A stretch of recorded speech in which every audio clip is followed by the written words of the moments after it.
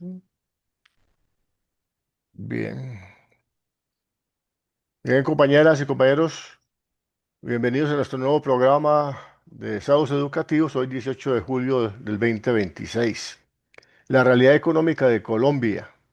¿Avanza el país o se profundizan sus problemas económicos? El panorama político y social del país después de las elecciones presidenciales que dieron como ganador a la opción antipopular de una derecha extremista es bastante complejo y riesgoso para la gran mayoría de la población colombiana. Empezando por las dificultades y contradicciones en el posible empalme de gobierno saliente entrante, la imagen que se quiere dejar por uno es un país en catástrofe, mientras los otros enaltecen los avances económicos y sociales del gobierno saliente, lo que genera una gran confusión sin dejar ver la realidad concreta. Desde nuestra escuela hemos venido haciendo análisis de la coyuntura de manera juiciosa y detenida, evitando caer en las emociones que aún que están primando en muchos planteamientos de quienes intervienen en la lucha política, afectando la objetividad de los análisis. De ahí que el día de hoy nos permitimos compartir algunos de esos elementos producto de las reflexiones adelantadas por el equipo de profesores, para ahondar un poco más en los análisis y en las posibles salidas necesarias a la coyuntura que vivimos y enfrentaremos en futuro inmediato. Estos elementos pasan por precisar la realidad económica de Colombia, los logros macro y microeconómicos del gobierno Petro, sus aciertos, limitaciones e deficiencias acontecidas en estos 4 años, de cómo lo evalúan desde el exterior organismos económicos que controlan el mercado mundial y de cómo el pueblo, sus organizaciones, valoran su ejercicio de gobierno.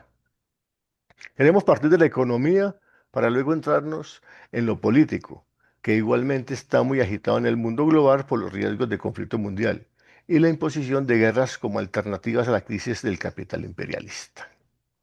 Entonces, ¿cuál es la realidad del país? Para ello nos hemos planteado algunas inquietudes y preguntas que el compañero expositor nos va a trabajar y va a ayudarnos en eso. ¿Qué es la realidad de la deuda externa? ¿Cuál es el déficit fiscal y sus causas? Que si hay menos pobres o hay más empleados. La tendencia es el del IPC en este momento y para este año y el que viene. Y una pregunta fundamental para el nuevo gobierno y es cuál sería la política económica que va a utilizar, qué riesgos internacionales y nacionales tenemos con esta nueva política económica del gobierno. ¿Sí? Entonces, como les decía, el equipo de profesores venimos trabajando juiciosamente, promedio una vez por semana, analizando la coyuntura política y económica y en esta oportunidad pues la queremos compartir. Y le hemos dado la tarea al compañero secretario general de nuestra corporación, Luis Alonso Quimbayo, para que nos haga esta exposición. Como les decía ahora, vamos a trabajar una exposición, esperemos que no sea más de una hora y luego intercambiar con ustedes preguntas, opiniones al respecto, ¿sí? Entonces, Alonso, yo te ayudo con la presentación, entonces ve haciendo, digamos, el inicio de la introducción para la presentación. Bienvenidos, compañeras y compañeros. Alonso, gracias por tu participación y apoyo.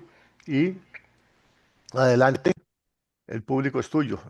Muy bien, compañero, muy buenos días.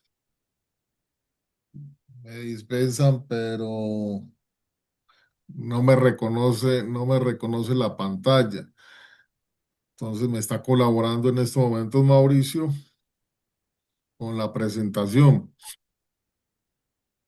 Quiero iniciar esta presentación señalando lo siguiente: los grandes conflictos económicos, las guerras, la guerra que en estos momentos tenemos en el Medio Oriente, Estados Unidos, Irak, Israel, la guerra de Ucrania, los crecientes conflictos que se, se muestran hoy a nivel internacional, las grandes afecciones de la economía internacional, el regreso del capitalismo salvaje, el auge de las ideas, los gobiernos y los regímenes ultraderechistas. Todos esos fenómenos se entrecruzan, se entrelazan e incrementan la incertidumbre de la economía colombiana sobre el crecimiento, el cierre de brechas de la desigualdad y el desarrollo nacional.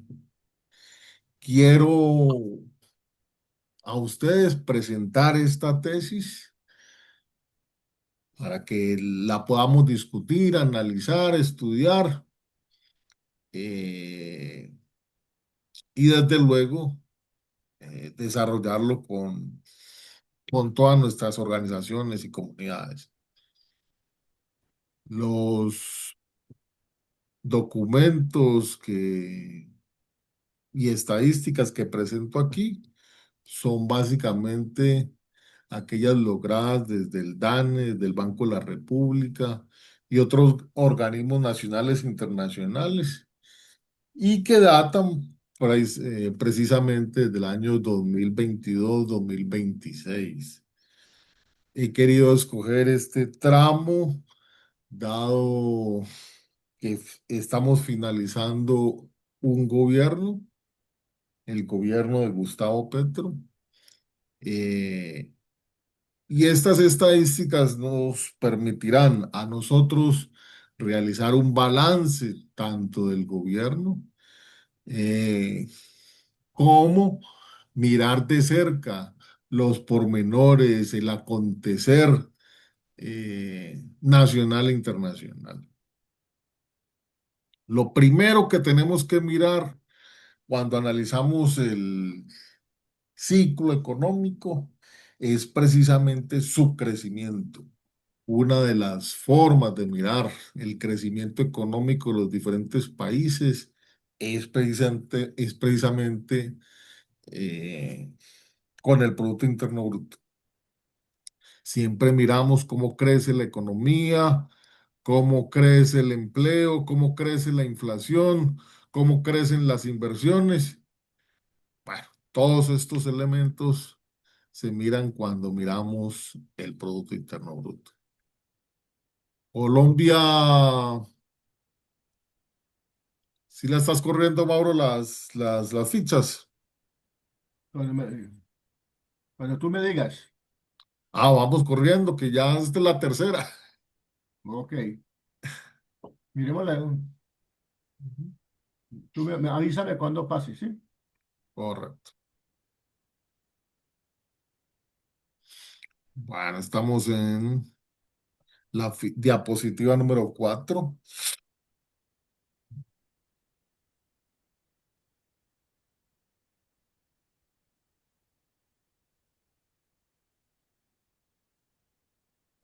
El primer elemento que tenemos que mirar es que Colombia no es una isla en la economía mundial. Sus problemas, sus enfermedades eh, tienen y están relacionadas con el funcionamiento de la economía internacional. Tenemos que decir que los grandes problemas económicos que hay en el mundo afectan nuestra economía y el funcionamiento de nuestra economía está estrechamente ligado al funcionamiento de la economía internacional. No estoy diciendo de que los problemas económicos internacionales se muestren de la misma manera en Colombia, no. Estoy tratando de señalar de que el funcionamiento, ¿no?, que tiene la economía colombiana está marcado, ¿no?, por lo que sucede a nivel internacional. Hay un fenómeno que es indiscutible, es el fenómeno de la desaceleración económica. Si nos ponemos a mirar cómo está funcionando la economía a nivel internacional, podemos mirar que Estados Unidos, Alemania, Francia, Rusia, todas las potencias económicas están en estos momentos asistiendo a un fenómeno de crecimiento económico. La economía mundial no crece como lo hacía hace algunos años. La mayoría de los países no crece como lo hacía algunos años. Si China crecía hace algunos años, ¿no? eh, a índices del 8, 9%, hoy su crecimiento es del 4%. Para el 2025, el crecimiento de la economía china fue del 5% y se espera que para este 2026 su crecimiento sea del 4,6% y del 2027 su crecimiento sea del 4,1%. Pero la mayor economía mundial, Estados Unidos. Estados Unidos venía teniendo crecimientos del 4 o 5%. Hoy su crecimiento es del un promedio del 2%. Para el 2025 su crecimiento fue del 2,1%. En el 2026 su crecimiento, ¿no? Según el Fondo Monetario Internacional, eh, se aspira a que su crecimiento sea del 2,3%. Tenemos economías como la del Reino Unido, que venía creciendo a un ritmo del 3, 4%. Hoy su crecimiento promedio, ¿no? Es del 1,2%. En el 2025 esta economía creció 1,4% y se espera de que en el 2026 ese crecimiento sea del 1%. Pero hay una economía que la llamábamos la locomotora de Europa, la economía alemana. Esta economía, después del 2022, entró en un proceso de estancamiento pero muy, muy grande. Dejó de ser la economía locomotora de Europa. Su crecimiento en el 2025 fue del 0,2%. En el 2026, su crecimiento fue de el 0 punto, se espera que sea del 0,7%. En el 2027, ¿no?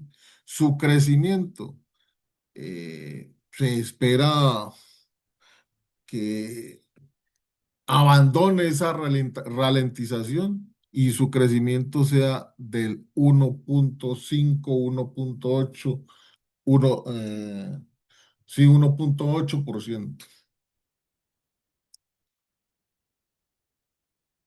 Eh, en el caso concreto de América Latina, hay dos economías que crecen, que jalonan el crecimiento de los países de América Latina, que tienen un, un importante renombre a nivel internacional. Es el caso de las economías de Brasil y de México. La economía brasileña en el 2025 creció un 2,3%. Eh, la economía mexicana en el mismo año 2025 creció un 0,5%. Pero lo que ha mostrado estas dos economías es que han venido creciendo. En el 2026 se aspira a que el crecimiento económico de Brasil sea del 2,4. Esta economía ha tenido un crecimiento sostenido del 2,5, 2,3 en los últimos años. Y la economía mexicana viene en un proceso de recuperación. Viene saliendo de una recesión económica, de un estancamiento bastante grande, y se ha venido recuperando. Para el 2026, este crecimiento eh, Se aspira a que alcance el 1,2% y para el 2027 sea del 1,9%. Estas economías nos están mostrando cómo la desaceleración económica se marca como una tendencia a nivel internacional. En ese contexto, entonces, de desaceleración económica a nivel internacional, encontramos otros fenómenos que colaboran, que ayudan precisamente a que esa desaceleración eh, incida profundamente en el crecimiento de los distintos países. Tenemos el caso concreto de las guerras. Si hay problemas en la producción, comercialización del petróleo, de las materias primas, pues obviamente eh, las economías, las distintas economías a nivel de los diferentes continentes se van a ver afectadas. En estos momentos, por ejemplo, Estados Unidos, dado la guerra que hay en estos momentos en el Medio Oriente, está siendo muy afectado por ese problema del petróleo. Las reservas petroleras que,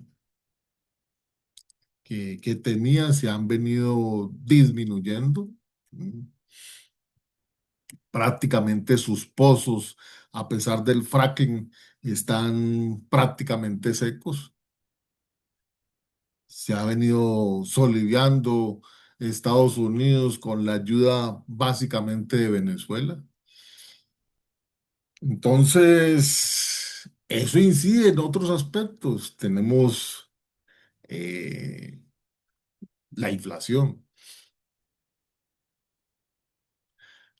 la producción alimentaria. Entonces, podemos observar, ¿no?, que esa desaceleración puede ser más y más grande, puede incidir mucho más en el funcionamiento económico si estos fenómenos como la guerra, como esa creciente inflación, afecta más y más a las economías. El Fondo Monetario Internacional lo que ha dicho es de que ese hecho de la guerra, la demanda de la inteligencia artificial, eh, que básicamente se da en las economías desarrolladas, pues eso aumenta la desigualdad, aumenta la paquidermia económica internacional y por ende aumenta la desaceleración.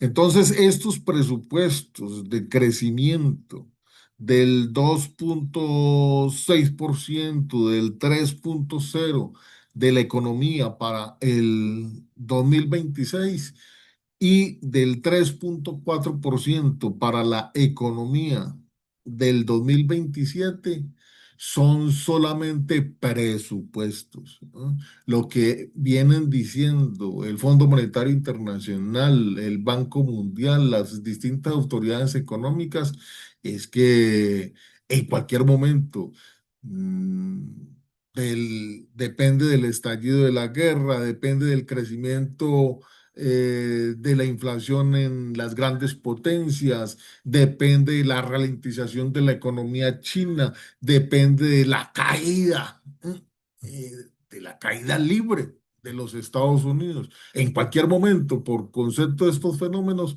puede darse una hecatombe económica internacional. Podemos en cualquier momento estar abocados a un shock económico, a una crisis, a a un decrecimiento que incluso eh, baje a uno, baje a cero.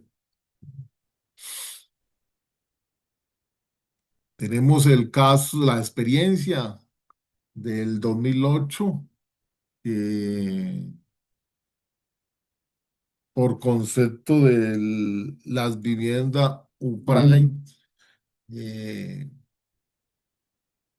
la economía y en particular la de los grandes bancos se vio en grandes aprietos, fenómeno que afectó la economía norteamericana, afectó la economía mundial.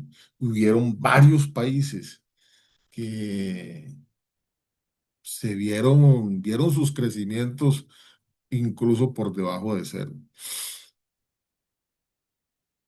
Este marco económico es muy importante tenerlo en cuenta, por cuanto el crecimiento económico, siguiente Mauro, por cuanto el crecimiento económico de Colombia, eh, por cuanto el crecimiento económico de Colombia de una u otra manera tiene que ver con ese comportamiento de la economía internacional. Colombia es la economía número 33. Su Producto Interno Bruto equivale a 599,41 millones de dólares. Actualmente, el crecimiento promedio de la economía colombiana,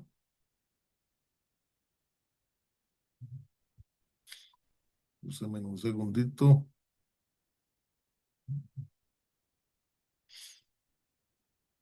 Actualmente el crecimiento de la economía colombiana es de el 2,34%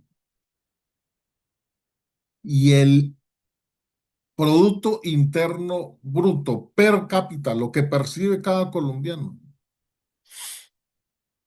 es de 10.104 pesos. Es lo que aporta cada uno según estas estadísticas del Fondo Monetario Internacional. Pero este crecimiento que estamos detallando aquí, tenemos que relacionarlo con el crecimiento que se obtuvo en el 2022, 2023, 2024, por cuanto después de la pandemia abandonamos ese crecimiento negativo del 5,8, eh, crecimos al, digamos, un año donde crecimos al 7,8%, después bajamos a un crecimiento del 4,3%, después bajamos a un crecimiento del 1,2% y ahora subimos al 2,34%. Entonces, ese crecimiento de la economía colombiana da cuenta de los esfuerzos de las autoridades colombianas por enfrentar esa desaceleración, los, los efectos mismos de las guerras, de la hiperinflación que existe a nivel internacional, de la merma económica de potencias como China, Estados Unidos. Todos esos conflictos los afronta la economía internacional, la economía colombiana, perdón. Para colocar un ejemplo y me entiendan un poquito mejor esta parte, Colombia abrió un mercado muy importante en China que fue el mercado de la carne. Ahora ese mercado se ve en riesgo precisamente por las imposiciones, los mandatos de Estados Unidos de cerrar absolutamente absolutamente eh, todos los negocios con, con este país asiático. los contratos, por ejemplo, los del metro, el puerto, eh, todo lo que es esa habilitación férrea sobre, sobre el Darién, que busca ser una alternativa a la merma, a los problemas que tiene el Canal de Panamá. Todos esos problemas eh, se van a acrecentar dado la orden que tiene Estados Unidos de que esos contratos no se materialicen con China, sino con inversionistas occidentales o de Estados Unidos. Por eso ministro de, el nuevo ministro de Hacienda, por eso el señor Abelardo, por eso el vicepresidente se referían ayer diciendo de que Estados Unidos iba a ser el principal inversionista en el país y que todos los esfuerzos iban a, a desarrollarse para que la seguridad de esas inversiones, la seguridad de los Estados Unidos en la economía colombiana pudiera garantizarse en un 100%. Siguiente, Mauro. Mirando de cerca entonces eh, la forma como Colombia ha venido enfrentando eh, estos problemas que hay a nivel internacional. Podemos, incluso con estos datos que les presento aquí, eh, mirar cómo y en qué forma cada uno de los sectores económicos ha venido enfrentando eh, todas estas políticas y estas tendencias que se muestran a nivel internacional. Por ejemplo, la agricultura, la ganadería, la caza, la silvicultura, la pesca. Observen de que en el crecimiento económico de este sector ha estado muy a la merma. Si en el 2024, 2025, en ese periodo, el crecimiento de este sector económico era del 5,8%, el promedio general era del 6, del 7%. Ahora ese sector ha caído. ¿Y por qué ha caído?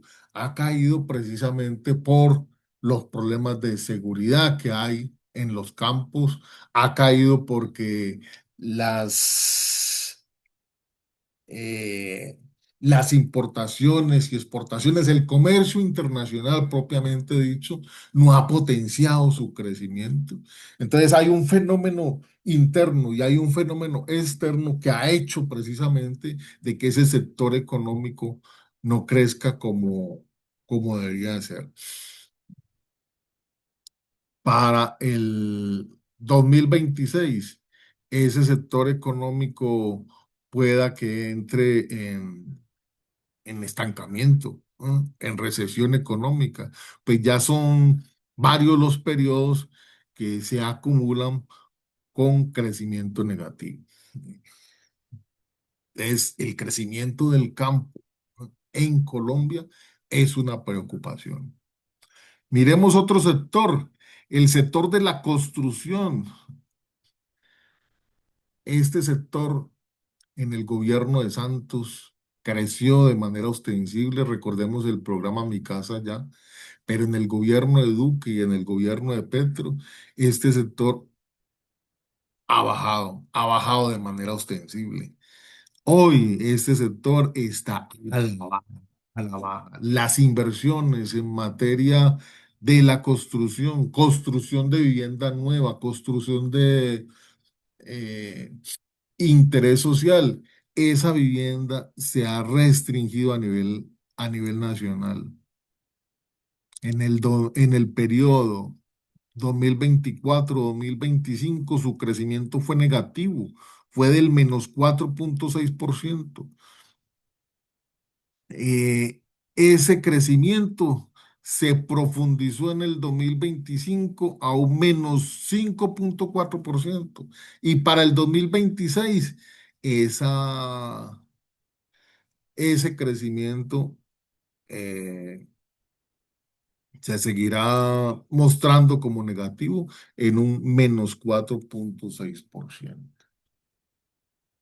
¿Qué nos está mostrando este sector? Eh, y los colombianos estamos afectados por eh, las no inversiones en el sector de la construcción. Este derecho, el derecho a la vivienda, es un derecho que debemos insistir porque se respete y el gobierno, los gobiernos a nivel departamental y a nivel local, realicen las inversiones tales de forma que podamos los colombianos acceder a este derecho. Ciudades como Bogotá, Medellín, Cali, Cartagena, Barranquilla, han reducido de manera eh, muy ostensible la construcción de vivienda y son muchos los colombianos que en estos momentos viven en arriendo. eh, las calles se llenan incluso de gentes. Eh, las paredes de los ríos se llenan de habitaciones y de casas subnormales. Esto tenemos que ponerle mucha atención porque queremos de que este fenómeno no se extienda a nivel nacional. Miremos otro sector, miremos el de las minas y canteras. Recordemos de que el gobierno de Gustavo Petro ha insistido en una revalorización del sector. El cambio climático y todo lo que se ha hecho con este sector en los gobiernos anteriores, donde se ha privilegiado fundamentalmente la explotación de petróleo, de carbón. Pues el gobierno de Petro ha planteado una revalorización del mismo, en tanto estos no pueden ser los motores del crecimiento económico del país. El gobierno del presidente Petro lo que ha planteado es de que ese crecimiento lo debe asumir otros sectores. El turismo, por ejemplo, la agricultura. Se ha planteado de que la agricultura, el campo, sea el motor de la economía nacional. Entonces, por concepto de esta nueva valorización del sector de minas y canteras, eh, vemos de que el crecimiento ha sido mínimo. En el periodo 2022, 2023, 2024 se redujo. En el 2024-2025 ese crecimiento fue del -5,2% por concepto de las necesidades energéticas. Ese crecimiento en el 2025 fue del -0,1% y en el 2026 ese crecimiento sigue siendo muy mínimo, es del 0,8%. Ese crecimiento de este sector es precisamente lo que ha hecho de que sindicatos como la USO se pongan en contravía de la política energética planteada por el actual gobierno. Incluso la mayoría, sí, la mayoría, hablemoslo en esos términos, de la Junta Nacional de la USO se ha colocado hoy en apoyo al gobierno de Abelardo de la Espriella, a su política que plantea volver a hacer de la explotación del petróleo, de la exportación de carbón, eh, las, los renglones de mayor activación económica en el país. Pero miremos el caso del comercio. El comercio al por mayor y al por menor. Eh, el comercio en el periodo 2024-2025 fue del 3,9%. En el 2025, en concreto, ese sector se mantuvo su crecimiento. Tenemos que decir que el crecimiento económico de Colombia fundamentalmente ha sido determinado por eh, el crecimiento de la demanda, el crecimiento del comercio, de ese comercio al por mayor y al por menor. Los capitales que pululan en el comercio han hecho su agosto en este periodo. En tanto eh, se han revalorizado, han posibilitado inversiones, han posibilitado eh, la constitución de unidades económicas crecientes en los diferentes municipios y regiones del país. Si bien esto es una preocupación por parte de las autoridades, eh, dado los fenómenos del lavado de dólares, etcétera, ¿no? Eh, lo real y lo cierto es de que la circulación de capitales nacionales e internacionales en el comercio en particular se ha agigantado y es lo que ha posibilitado el crecimiento económico del país en este periodo. Pero un elemento que no podemos olvidar, que no podemos descartar, que siempre tenemos que relevar, es precisamente las inversiones que ha hecho el Estado.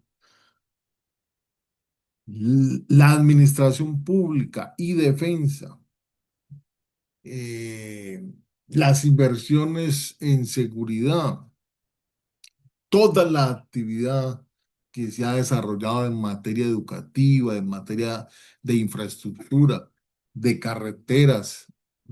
Ese movimiento estatal sí ha incidido profundamente en el crecimiento económico del país. Tenemos que decir que el mayor responsable del crecimiento económico del país ha sido precisamente la inversión estatal, la administración pública.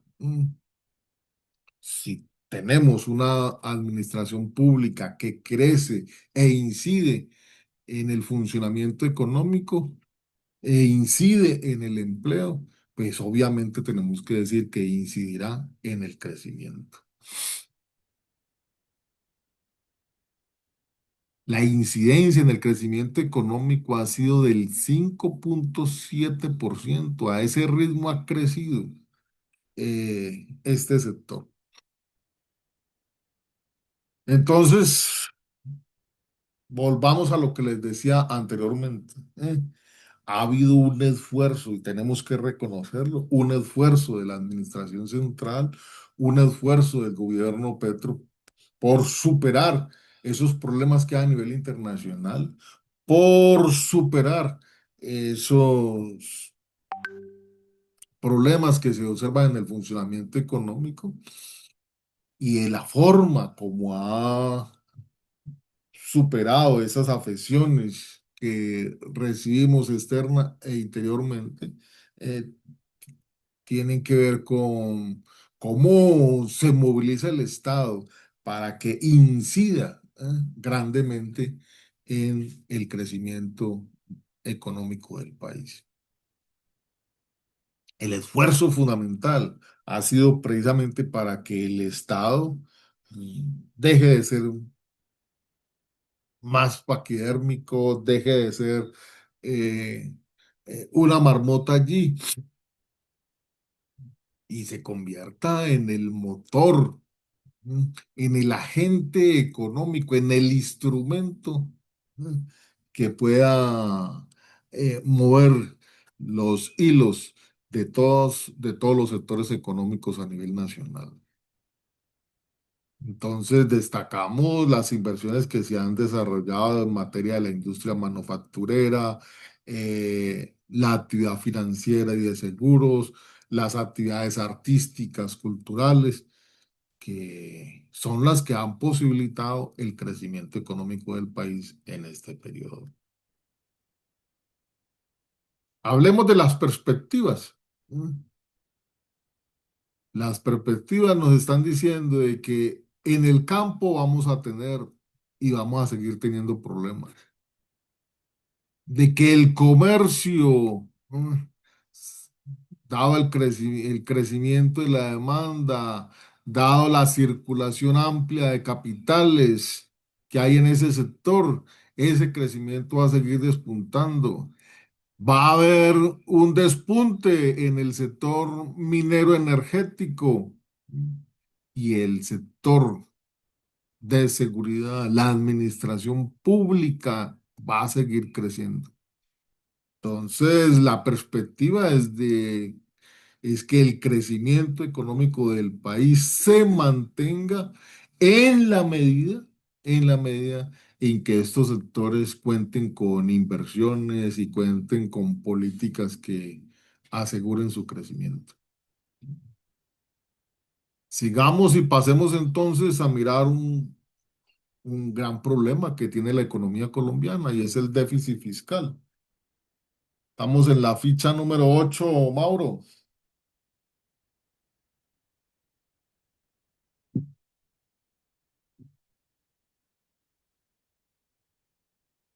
Este es un problema grande que tiene la economía nacional.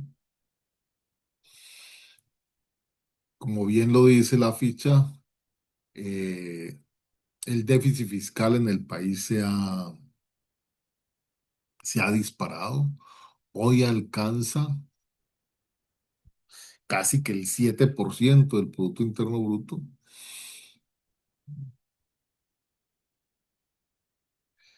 A finales del 2025, lo que nos mostró el DANE es de que este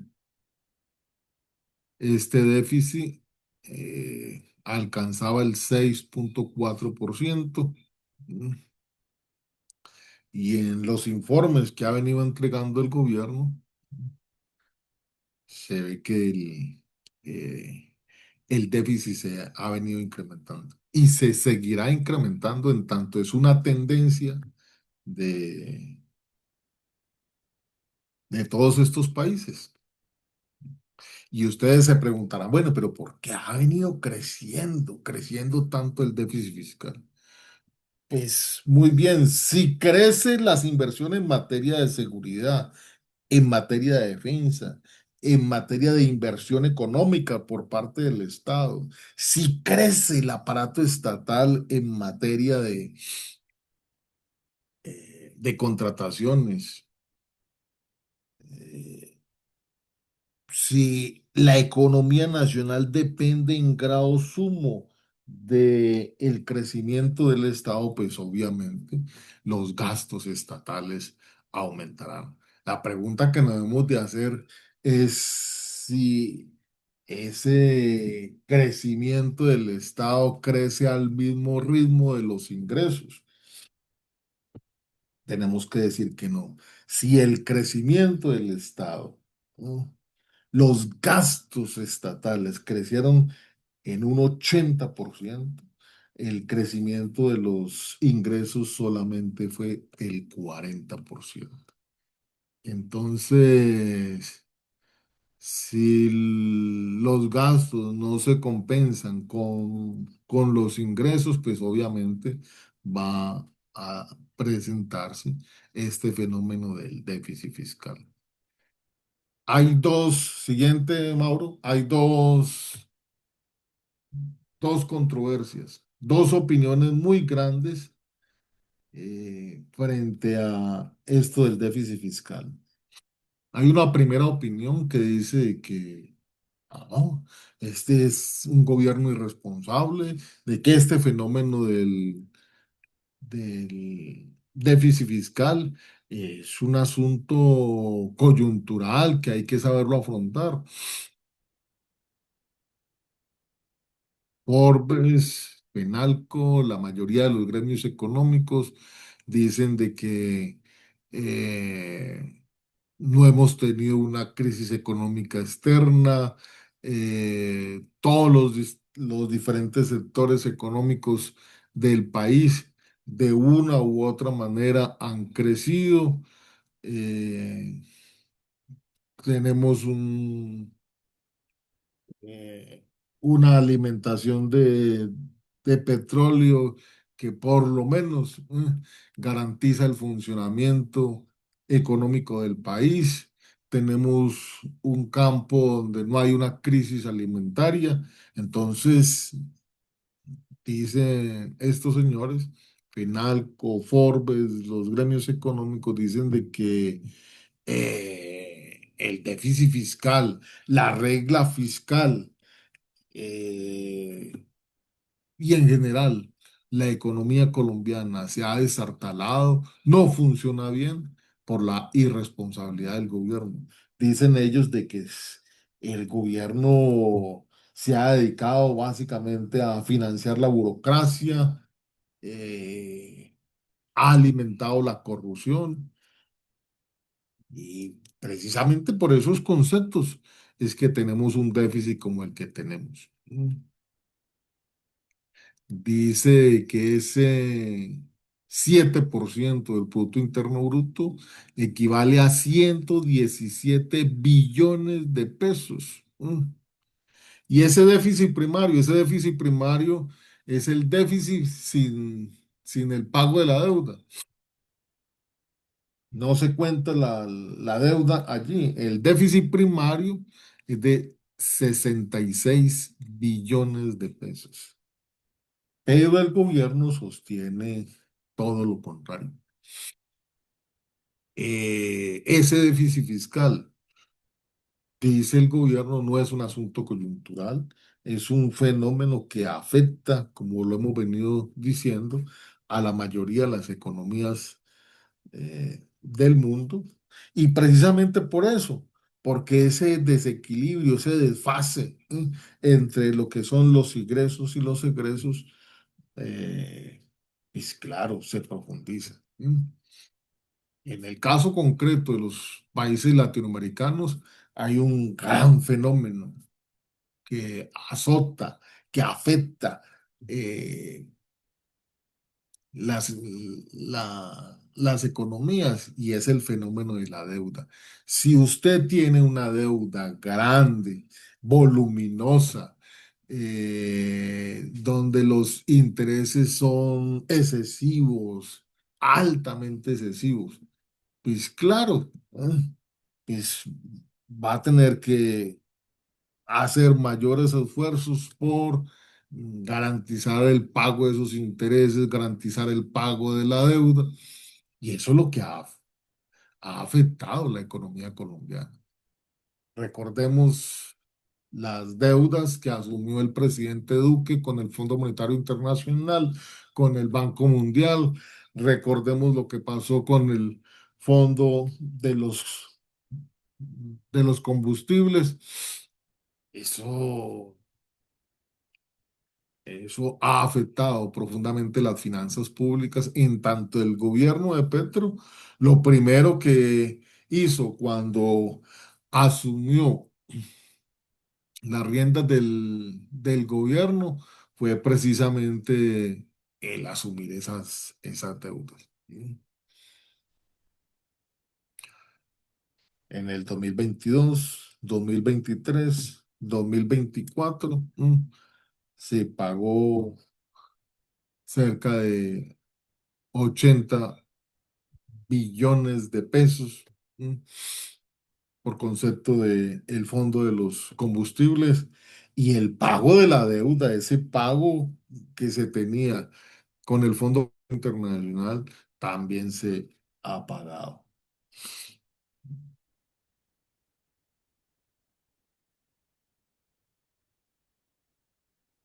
Siguiente, Mauro.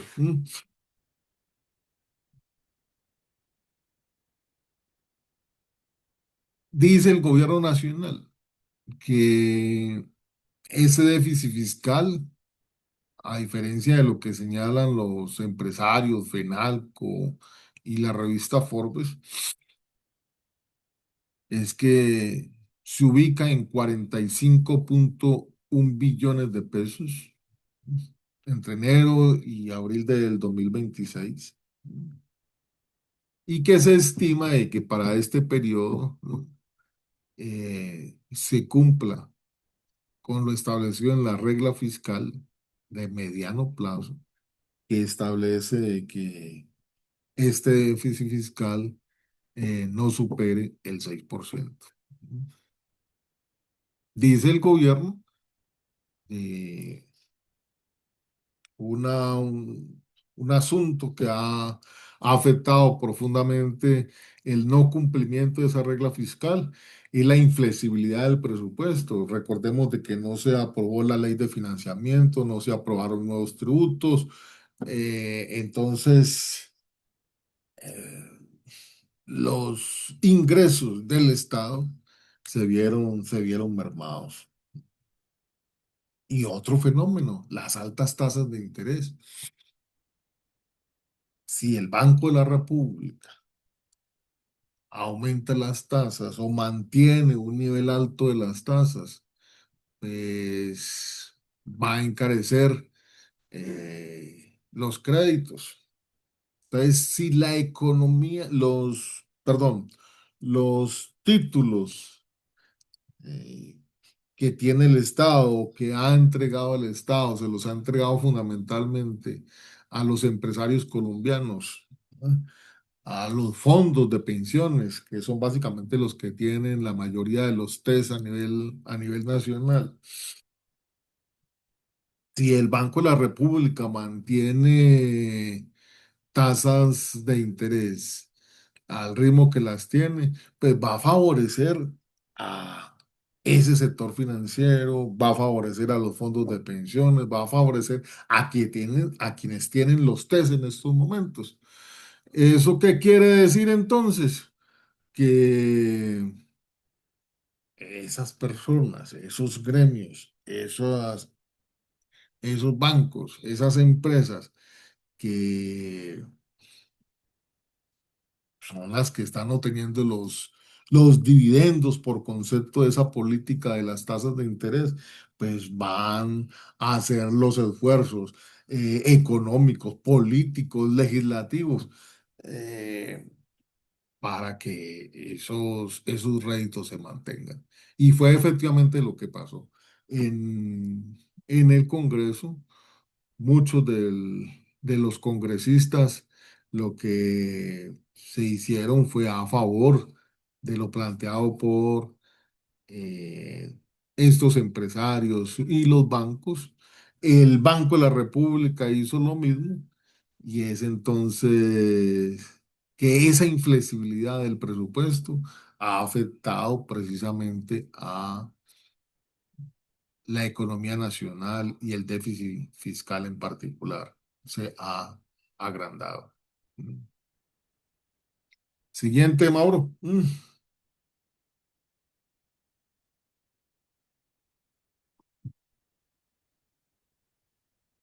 Lo que dice el ministro de Hacienda es de que este déficit a la fecha es de 106 billones de pesos, que equivale al 5,3% del Producto Interno Bruto. Eh, pero que lo que se ha presupuestado es que los ingresos pasen de 325,2 billones de pesos a 431,7 billones de pesos. Y que por ende este déficit fiscal se vea mermado. Dice el ministro de Hacienda que con esos ingresos se garantiza el cumplimiento de la regla fiscal, eh, y que las afecciones entonces a la economía nacional no sean mayores. ¿Y todo por qué? Porque ya no corremos con los altos intereses que se le estaban pagando al sector financiero a nivel internacional, al Fondo Monetario Internacional y al Banco Mundial, sino que básicamente la deuda que tenemos es una deuda en pesos, que sus intereses se pagan en pesos, que es eh, a mediano plazo en su gran mayoría. ¿M? Que ha sido el esfuerzo en que se ha comprometido este gobierno, eh, y que por ese cambio, ese manejo de la deuda, es precisamente de que esos ingresos se incrementen, el déficit disminuya. Un elemento muy importante que dice el ministro de Hacienda es de que el dólar va a seguir abaratando, y como se va a seguir abaratando, es una tendencia a nivel internacional dado el debilitamiento que tiene el dólar a nivel económico internacional. Eh, entonces, la deuda colombiana va a disminuir. Siguiente. Esos son los ingresos que plantea el ministro de Hacienda. Se aseguran para el 2026 unos ingresos totales de 358,835 pesos.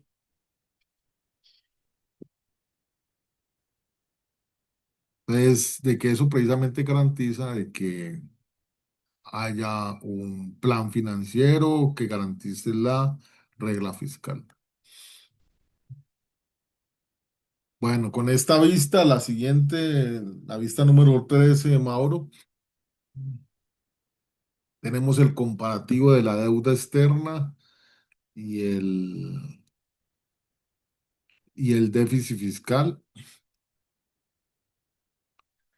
La deuda externa que tenemos en el momento es de 247,699 millones de dólares, que equivale al 51,6%. Eh, Ese es un indicador bastante alto. La reducción de la deuda, eh, la tendencia que se observa no es a su disminución, es a su incremento, dado los compromisos que las autoridades económicas han presentado con el Fondo Monetario Internacional, eh, y otras entidades. Lo que han señalado las autoridades económicas es que hay que garantizar las inversiones en materia de defensa, de seguridad, Entonces, ese incremento es el que va a agigantar eh, la deuda externa y por ende va a mermar lo ganado por el gobierno en materia fiscal.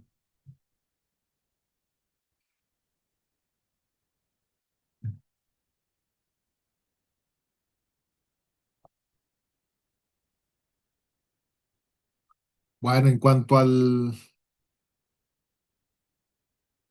a ese plan financiero, los supuestos que señala el ministro de Hacienda es que pues, vamos a tener mayores ingresos por concepto de exportaciones de petróleo.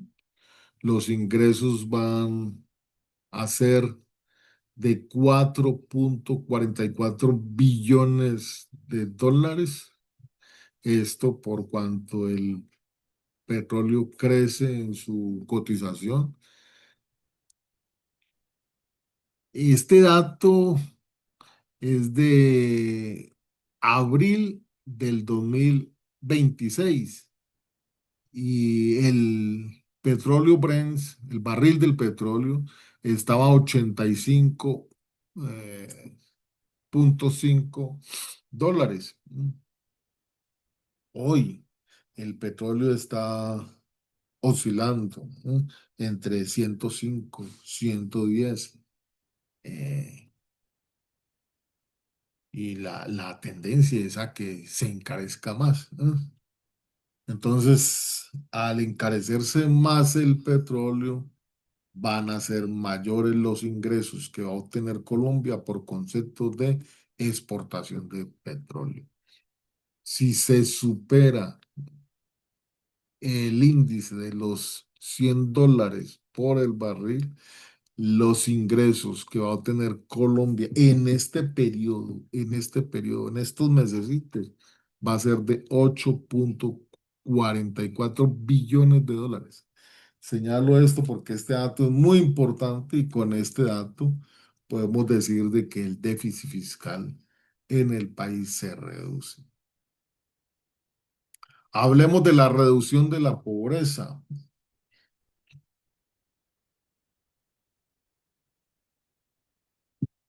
Esta es una estadística que recientemente sacó el DANE. El DANE lo que dice es de que 1,79 millones de personas salieron de la pobreza en el año 2025 y que este número de personas se incrementará en el año 2026. Estamos hablando de la pobreza monetaria. ¿Qué es eso de la pobreza monetaria? Es cuando usted gana más y al ganar más puede comprar los insumos, los productos que hacen parte de la canasta familiar. Dice que esas personas que hoy pueden comprar la canasta familiar se ha reducido en 3,8 puntos porcentuales frente al 31,8% registrado en el año 2024.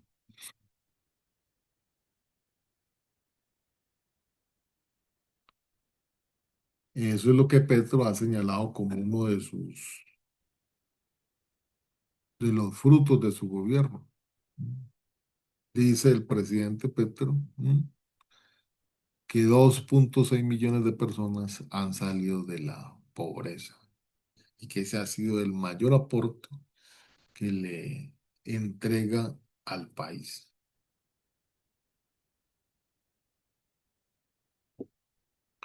Bueno, en cuanto a la población, el DANE ha dividido la población colombiana en 5 grupos. Dice que el grupo más pobre, ¿no? eh, es el que mayores dividendos, mayores ingresos ha recibido. Todo por concepto de el salario mínimo, el mantenimiento de la canasta, de los precios de la canasta familiar. El gobierno de que los precios de la canasta familiar se han mantenido. Entonces, a mayores ingresos y a una estabilización de precios, pues eso incide en que la pobreza monetaria se reduzca. Dice el gobierno, aumentó sus ingresos en 2,9%, el ingreso real. Pero también dice el gobierno de que ese grupo, el grupo más rico, ha aumentado sus ingresos en 3,5%. Entonces, la política económica del gobierno ha servido para que los ricos sean más ricos y los pobres sean menos pobres. Esa es la lógica con que ha venido actuando el gobierno. Estas son la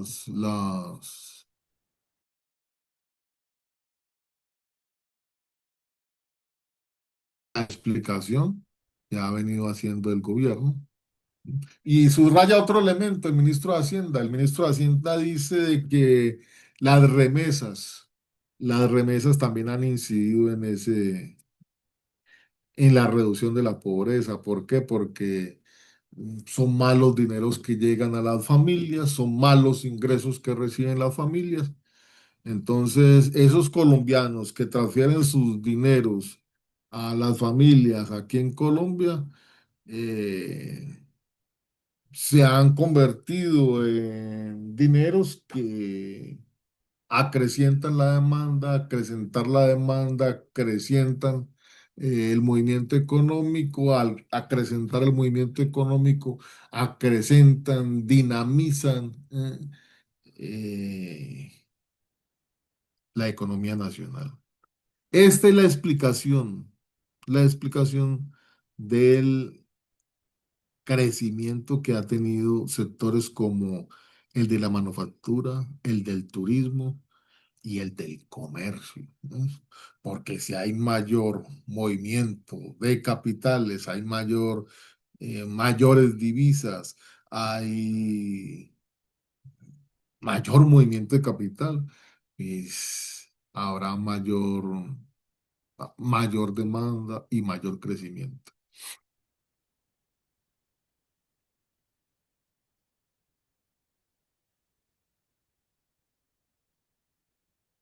Hay que mencionar entre de las estadísticas que señala el DANE, eh,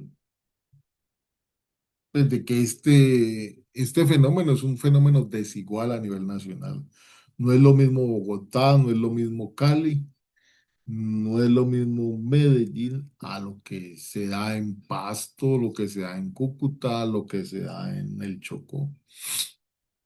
El último censo urbano señaló que la dinámica principal de la economía nacional se da en ciudades como Bogotá, Medellín, Cali, Cartagena, Barranquilla.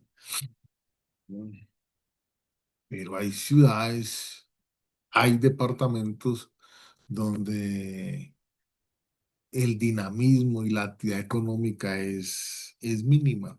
Por ejemplo, en el Chocó, esa actividad económica mínima ha llevado precisamente a que la pobreza monetaria sea gigante más.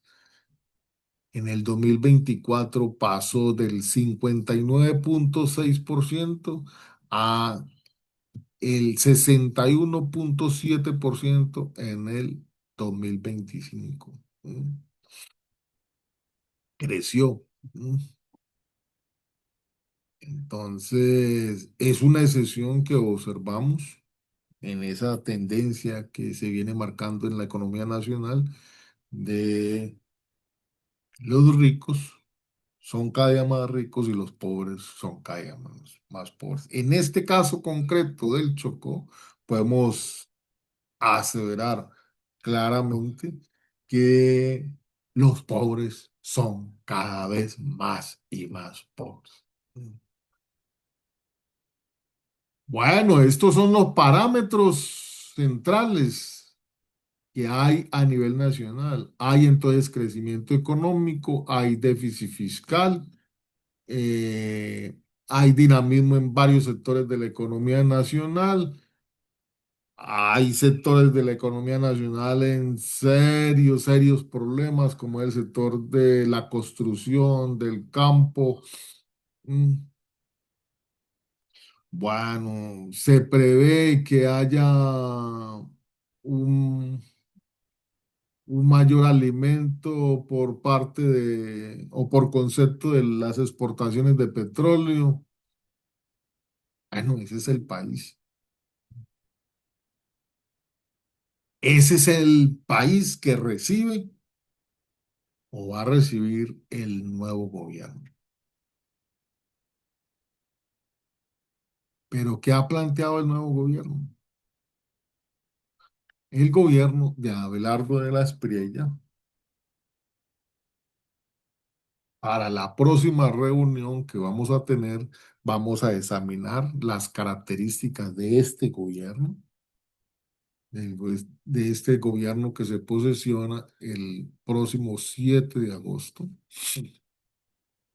Eh, y vamos a calificarlo, vamos a caracterizarlo si es ilegal, si es ilegítimo o qué. Vamos a mirar lo del fraude, vamos a mirar la, las demandas que se han presentado a nivel nacional, vamos a mirar el pronunciamiento de los organismos judiciales del Estado, del Consejo de Estado, la Corte Suprema de Justicia. ¿Mm? Bueno, vale decir que estamos viviendo un momento bastante difícil a nivel nacional, dado de que la controversia política es, es mayor, es mucho mayor. Las contradicciones, la polarización, ¿no? Es mucho mayor. Eso no lo podemos desconocer. Bueno, no podemos desconocer entonces de que el señor Abelardo de la Espriella nos ha presentado y nos ha presentado una ruta. Esa ruta y esa propuesta política la ha llamado la patria milagro. El milagro económico, el milagro político. Es lo que nos ha planteado el señor Abelardo de la Espriella. Y todo de la mano del equilibrio fiscal, la reducción del Estado, el libre mercado.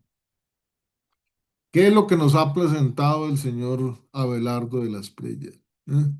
Nos dice de que su pilar central, el esfuerzo principal del Estado, va a estar en la seguridad. Plantea que en los 90 primeros días de su gobierno va a recuperar el control del territorio. Y para controlar el control del territorio va entonces a fumigar 330.000 hectáreas de cultivos ilícitos, va a capturar las cabecillas del narcotráfico, va a relanzar un nuevo Plan Colombia, el Plan Colombia número 2, es la operación Cóndor 2 que se viene planteando a nivel internacional, va a tener el apoyo de los Estados Unidos e Israel para ese relanzamiento del Plan Colombia. Va, va a cerrar toda negociación con los grupos armados, va a cerrar el programa de paz total y la guerra va a ser el elemento central de su programa de gobierno. Se plantea una reducción del Estado, del aparato estatal, en un 40%, un ahorro proyectado de 25 a 30 billones de pesos anuales. Y por esa vía es que el señor de la Estrella ha planteado que entonces se va a reducir el déficit fiscal, va, eh, vamos a adquirir un equilibrio fiscal.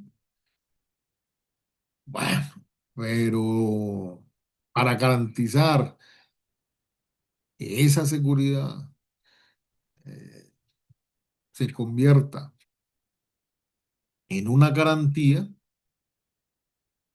el señor de la Estrella dice que va a plantear un modelo de justicia al estilo Bukele, va a construir 7 cárceles, ¿no?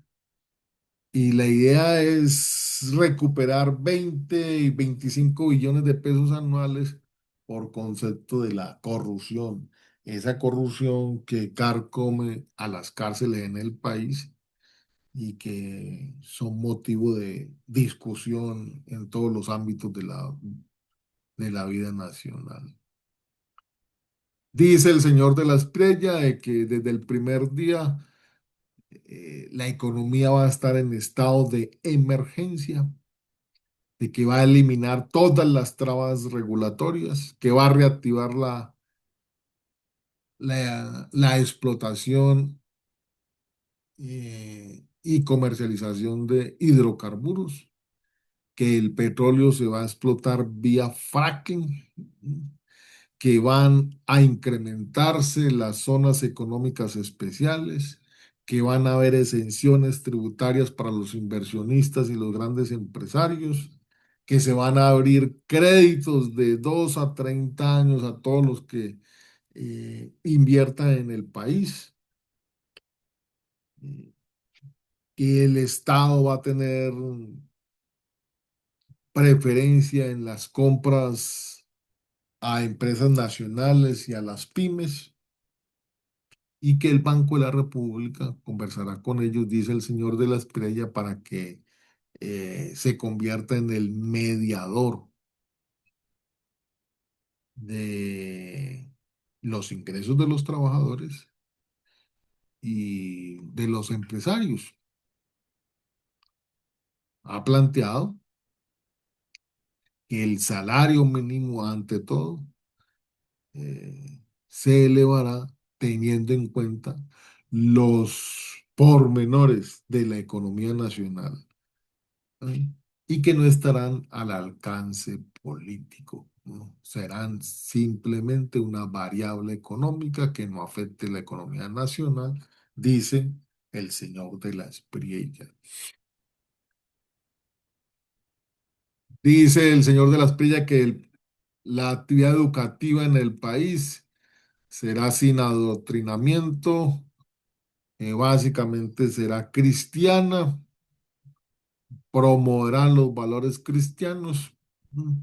Que reparará mil, 1.000 colegios a nivel nacional, que hará una alianza con el SENA y las empresas para el bachillerato técnico. A nivel internacional ya les decía de que es una alianza con Israel, va a vincular a Colombia al escudo de las Américas y va a tener una revisión de la membresía, es decir, de la pertenencia a la ONU, a la OEA y a la Corte Interamericana de Derechos Humanos. La inteligencia artificial, plantea el señor de la Espriella, tendrá un UT en, en su gobierno, en tanto será la que conducirá los drones con los que se van a desarrollar las operaciones militares y policiales.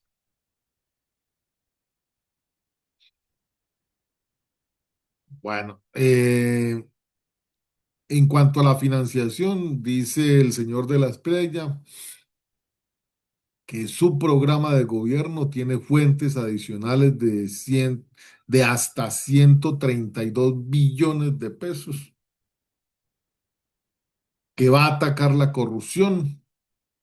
Y eso ataca a la corrupción, le van a permitir de que el Estado, eh, que no se roben al Estado cerca de 25 billones de pesos, que el Plan Colombia 2 eh, va a permitir al Estado eh, ingresos de 12 billones de pesos, las regalías por el concepto de hidrocarburos, 20 billones de pesos, la minería legal. La minoría que se plantea realizar sobre Santurbán y otras partes en el país va a derivar ingresos de 5 billones de pesos. El crecimiento del Producto Interno Bruto va entonces a reactivarse a nivel nacional. Las metas del cuatrenio entonces son 3 millones de nuevos empleos, una reducción del 20% de la pobreza, una reducción del 50% de la violencia, 1 millón de nuevos propietarios de vivienda, una reducción del 40% de la informalidad laboral, una reducción del desempleo juvenil, una reducción del déficit fiscal. El señor dice que el déficit fiscal lo va a reducir a un porcentaje del 2 y el 3% del Producto Interno Bruto. Bueno, estos son los presupuestos del señor Abelardo de la Espriella. Para concluir, podemos señalar 5 grandes conclusiones. Primero, que seguimos afrontando una situación económica difícil, dado los problemas de desaceleración, los altos costos de la deuda, la inflación, el desempleo. Eh, Y claro, la reducción de los ingresos en la mayoría de los hogares colombianos, pero que ahora han tenido un alimento muy importante, es con el aumento del salario mínimo. Mm. El responsable de toda esta situación es la continuidad de la política económica con el nuevo gobierno, pues esa política del capitalismo salvaje, del endeudamiento severo, del libre comercio, de las altas tasas de interés, va a afectar profundamente la economía.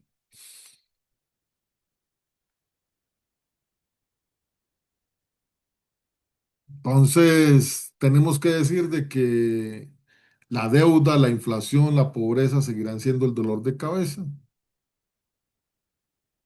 Entonces, la perspectiva del país en materia económica no es nada halagüeña.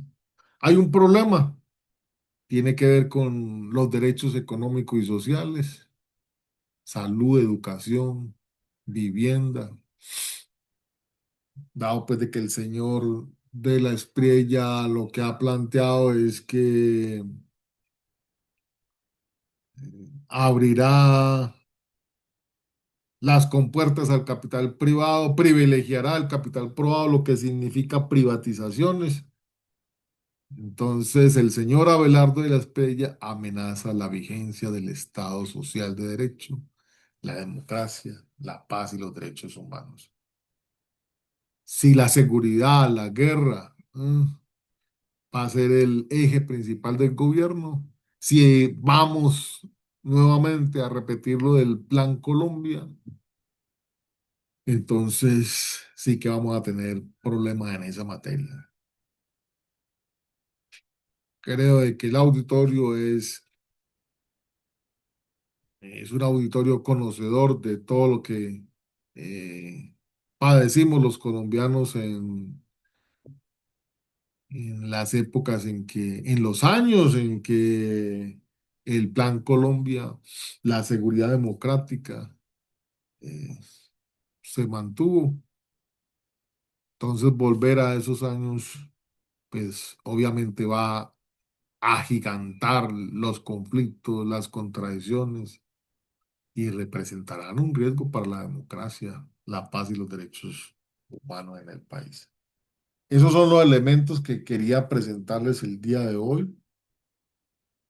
Eh, Me perdonan la extensión. Tienen ustedes la palabra, preguntas, inquietudes, compañeros.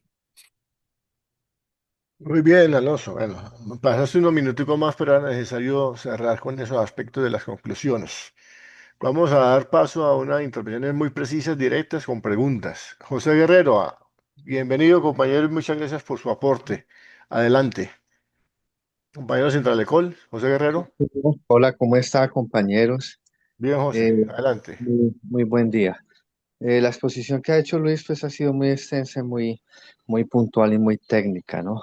Sin embargo, yo en ese momento tengo dos pequeñas observaciones o tesis, o bueno, mi punto de vista es el siguiente.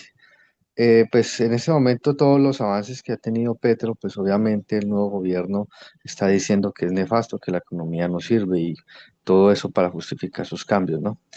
Pero viendo el plan de gobierno de ese señor que plantea un plan Colombia 2 y, por ejemplo, habla de un tema de libertad de mercados como nos pasó en la época, en los 90, no sé cuántas personas que vieron ese tema con la apertura económica, yo veo que en este nuevo gobierno van a llegar esas dos situaciones al mismo tiempo. El tema del plan Colombia 2 y la apertura económica. Entonces, me preocupa mucho que, por ejemplo, con el tema de las horas que quieren pagar, ¿cierto? Las horas de trabajo, pues quieran reducir como la participación sindical de los trabajadores, porque pues una persona que trabaja con horas, pues cómo va a tener derecho a la agremiación, ¿no? Entonces, en ese orden de ideas, yo veo que pues a partir de la doctrina Monroe de los 30 que cogía a Latinoamérica como si fuera su despensa, y pues por eso ahí la palabra de que Colombia es un platanal. Entonces, me preocupa que volvamos a los mismos tiempos de violencia, a los mismos tiempos de marginalización laboral pues me preocupa también, por ejemplo, el hecho de que ellos quieran eh, el salario mínimo congelarlo por 4 años, pero lo más seguro es que la inflación se nos va a disparar con ellos. Entonces, quisiera saber, por ejemplo, cuáles son las alternativas que nosotros tenemos, las herramientas que nosotros tenemos como sindicatos y ciudadanos para enfrentar esa amenaza que se nos avecina, porque pues Estados Unidos está perdiendo participación a nivel global. Se cuenta que todos los dólares del crudo están regresando a Estados Unidos y se están viendo en forma de inflación, y obviamente ellos quieren volver a recolonizar Latinoamérica para su sostenimiento. Y eso lo hacen pues destruyendo todos nuestros derechos y toda nuestra autonomía como país. Les agradezco mucho, pues me Muy puedan bien. comentar. Muchas Bien, gracias a todos. José, muchas gracias por tu aporte. Bueno, vamos a mirar si hay otra inquietud y la recogemos, ¿sí? L- Muy bien, José, muy bien. Pero sí. quiero Mauro, una insistir en pregunta. que la política Ah, del nuevo gobierno espérate. se llama capitalismo salvaje. Ujú. Ok. A ver, Ariel, adelante. No, una inquietud. ¿Y cómo se conjuga eso? El gobierno viene planteando, o este nuevo gobierno plantea la reducción del Estado en un 40%. Eso equivale a más o menos a 800.000 de 800.000 nuevos desempleados. Y Correcto. también Más o menos. eso, y plantea cómo va a ser el crecimiento. O sea, también dice que va a generar unos puestos de trabajo para compensar esos 800.000. Yo no lo veo cómo lo va a hacer cuando el capital privado o las empresas privadas con la nueva tecnología y todas esas cosas vienen planteando la reducción. Cuando plantea lo de la inteligencia artificial es para mirar cómo se reducen los puestos de trabajo. Entonces, yo no veo ahí veo como una contradicción muy grande cómo se van a generar, cómo se van a recuperar esos 800.000 empleos y cómo vamos a bajar del 8.5 que estamos en desempleo, cómo se va a bajar. Esa es una inquietud muy grande. Grandísima. Ok, grandísima. Bueno, Motorola, no sé quién es Motorola, pero ahí tiene en el chat planteado unas inquietudes. Plantéalas de una vez, compañero. ¿Quién es Fulvio, o Fulvio, compañera? ¿Quién? Fulvio. Fulvio. Ah, está en incógnito. Adelante, Fulvio. Y con esas tres intervenciones pasamos a Alonso para la respuesta, ¿sí? Dale, Sí, sí. Fulvio. Dale, Fulvio. Sí, buenas tardes. Mi inquietud es la siguiente, compañeros, y es para el debate. La intención de esta nueva derecha, y digo nueva derecha porque pienso que vienen dándose unas contradicciones con el centro democrático, sectores del centro democrático se le han abierto y se han adherido a Abelardo de la Espriella, que podríamos denominarlo como una nueva derecha, ¿sí? De tierra arrasada, bueno, más amigo del sionismo que nunca. Entonces, se plantean dos alternativas. Una, tierra arrasada, estos 4 años, y se van. Dejan vuelto esto un chiquero. La otra es que ellos piensan generar un movimiento, así lo han dicho en su programa, un movimiento popular, ¿sí? De derecha, que se gane a los sectores para implementar un gobierno de largo aliento, o sea que no solamente 4 años, sino van a seguir durante muchos años, quitando todos los derechos y todos los avances de la izquierda y eliminando no solamente físicamente a los líderes, sino las propuestas sociales que se plantean en el gobierno progresista. Entonces quiero que de pronto, si Alonso puede ampliar esto, ¿cómo la ven? Ok. Vale. Recordémosles que el tema, como lo planteó ahorita al final Alonso, la parte económica la tenemos para el siguiente punto, pero bueno, ahí el económico empata con esto, entonces Alonso, hagamos una intervención Ah, de respuesta integral a esas tres inquietudes. bueno, es indudable que separar lo económico de lo político es muy complicado, y estos temas económicos no lo podemos separar de lo político. Ujú. Entonces, respecto de la primera pregunta que nos hacía el compañero José, José, ¿cierto? No hay otra alternativa sino la movilización, la lucha, ¿no? El enfrentamiento a la política neoliberal, el enfrentamiento a esa política de capitalismo salvaje, el enfrentamiento a esa política que busca reducir los derechos sociales, reducir los ingresos de los trabajadores, reducir los, los salarios de los trabajadores. Se nos ha querido vender la idea de que quien va a garantizar el equilibrio económico de los salarios o en el mercado laboral es y va a ser el Banco de la República. Eso es un sofisma de distracción. Eso es toda una falacia. ¿Por qué? Porque si se van a reducir los salarios, se van a reducir las horas extras, se van a acabar con los contratos laborales a término indefinido, si se va a aumentar la flexibilización laboral, pues se va a reducir la pobreza y se va a reducir, perdón, va a aumentar la pobreza y van a aumentar las desigualdades y va a aumentar la conflictividad en el país. Entonces, no hay otra, no hay otra. Y yo insisto en eso. La sociedad colombiana está abocada a defender lo conquistado, a defender lo logrado. Los trabajadores, el movimiento sindical está obligado a salir, a reorganizar sus filas y salir a la calle a defender sus conquistas, a defender las reformas sociales, a defender eh, lo hasta el momento alcanzado. Pero no solamente quedarse en la defensa de las reformas, sino proyectar una política que le permita avanzar, potenciar, fortalecer esas conquistas. Necesitamos no solamente defender eh, lo que se logró de la recuperación de las horas extras, el trabajo suplementario.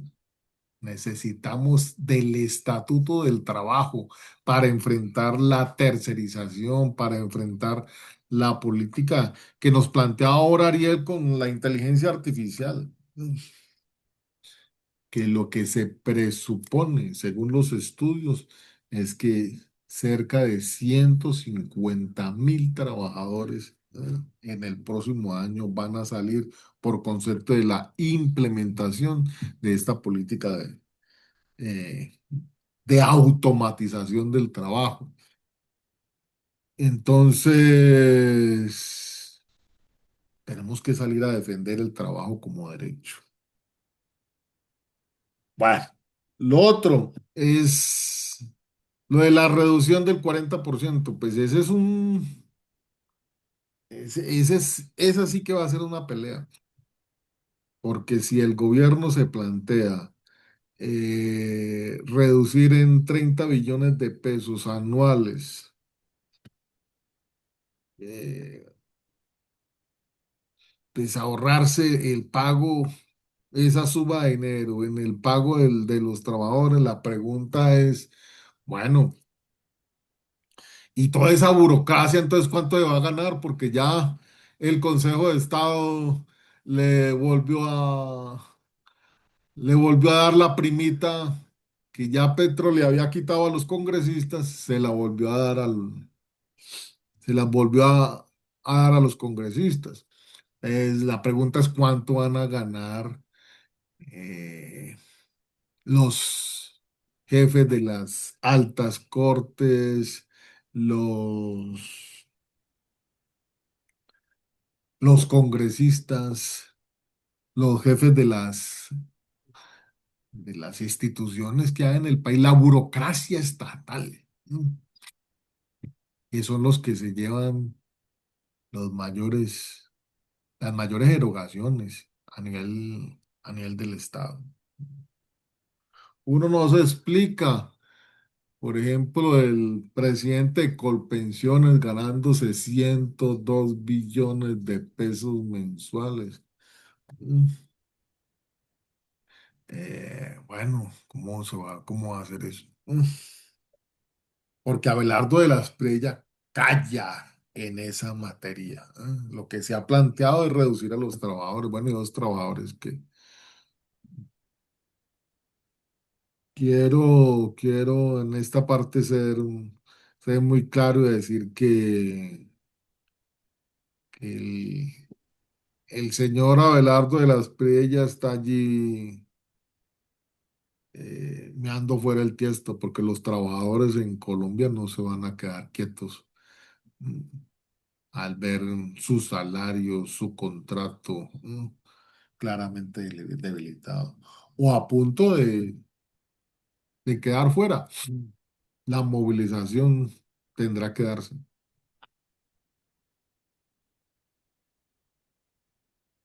Y frente a lo que plantea mi compañero Fulvio,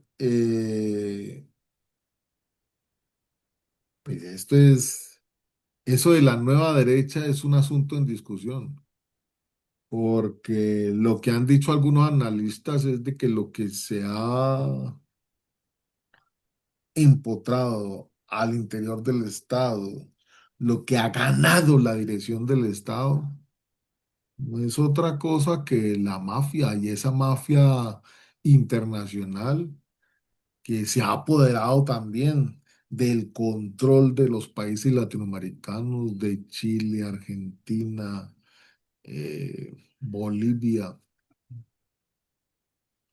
y que hoy está sojuzgando a todo Latinoamérica.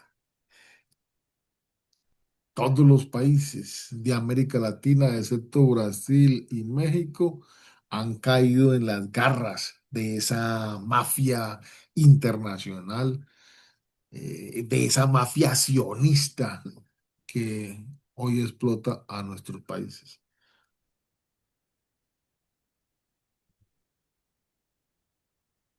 Claro, ese gobierno de esa nueva derecha, de esa mafia internacional, busca liquidar las organizaciones de izquierda, las fuerzas democráticas, las fuerzas que propenden por un cambio, busca liquidarlas, mantenerse en el gobierno. Llamo la atención frente a esto que lo he planteado en varias oportunidades. En la medida en que la crisis, esa crisis agónica del capitalismo, ¿no?, se profundiza, se elevan más, esas fuerzas de derecha, ultra, ¿sí?, de ultraderecha, fascistas, así la hemos llamado, que buscan maximizar, mantener la maximización de la ganancia. Ese es el elemento neurálgico central que caracteriza al Estado en estos nuevos tiempos. En tiempos de crisis, la maximización de la ganancia es lo que orienta a estos entes estatales. Entonces, enfrentar a esa nueva derecha, enfrentar esas políticas liquidacionistas, es enfrentar el fascismo y eso nos llama a unirnos, a fortalecer los lazos de unidad, a constituir un gran frente político de masas de carácter antifascista, antiimperialista. Eso nos pone a la tarea de salir a la calle y potenciar la movilización popular, compañeros.